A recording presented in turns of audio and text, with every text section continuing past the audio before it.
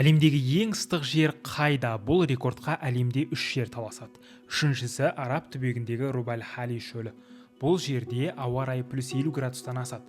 Жылына бар болғаны 35 мм жауын жауады.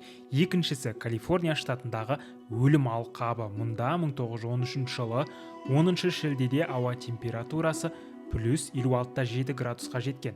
Бұл әлемде тіркелген ең ыстық ауа температурасы. Ал Ирандағы Деште Лут шөлі де әлемдегі ең ыстық жердің бірі. Мұнда 2005 жылы 30 шілдеде жер бетінің ыстықтығы +70,7 градусқа жеткен. Сахара шөлі ше деген сұрақ туындар. 1922 жылы қыркүйекте Ливияда +58 градус ыстық тіркелген, бірақ дүниежүзілік метеорология ұйымы ауа райын өлшегенде қателік кетті деп бұл көрсеткішті есептен шығарды. Ауа райы ыстық жерлерді арид климаты дейді. Мына картада қызылмен белгіленген жерлерде арид климаты күшті, ал ашық қызылда арид климаты орташа. Байқасаңыз, Қазақстанның біраз аймағында осы климат бар.